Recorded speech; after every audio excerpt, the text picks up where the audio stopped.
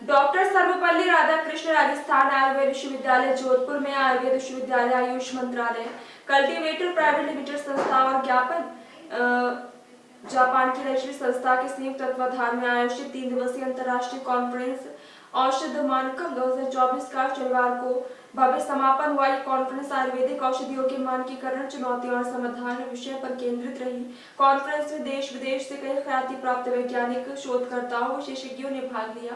Conference का समापन समारोह सुरक्षित ऑडिटोरियम में आयोजित किया गया। समापन समारोह कार्यक्रम की अध्यक्षता वैद्य प्रदीप कुमार प्रजापति ने की।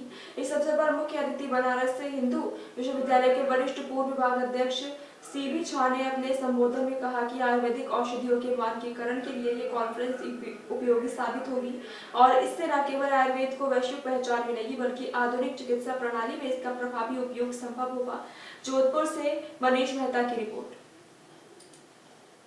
को लेकर हम लोगों ने सरकार से बात की है और मुख्यमंत्री के निर्देश पर शासन सचिव स्कूल शिक्षा से कुछ 15-20 मुद्दों पर सहमति भी बढ़ी और बाकी अन्य समस्याओं को लेकर भी हम लोग चर्चा करते रहते हैं। तो इसी सिलसिले में आज झालावाड़ में एक मीटिंग है जहां पर गैर सरकारी स्कूलों की समस्याओं के बारे में जो उपलब्धि हुई है वो बताएंगे, बस नई चीजें सीखने की कोशिश करेंगे ताकि समस्याएं वो तो आगे बता सकें। सर आईडी को लेकर जहां तक मैंने समझने की कोशिश की, भारत सरकार का प्रोजेक्ट है परंतु ये अनिवार्य नहीं है।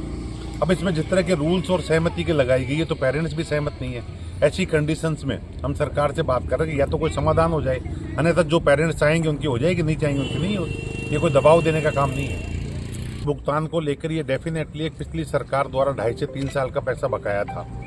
उस संबंध में मुख्यमंत्री जी को ध्यान दिलाया तो 900 करोड़ रुपए अभी 22 तारीख को सैंक्शन किए हैं।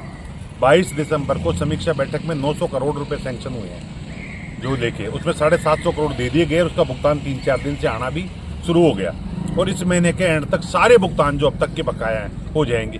आगे से समयबद्ध तरीके से हो, इसको लेकर एक मैकेनिज्म डेवलप करा रहे हैं। अभी क्या करते हैं, डीओ ऑफिस के बाबू बिलों को निरस्त कर देते हैं रिश्वत खाने के चक्कर में, उससे पूरा सिस्टम बिगड़ जाता है। तो उसको और अधिकारियों की जवाबदेही तय कराएंगे कि टाइम पे बिल भेजे हम।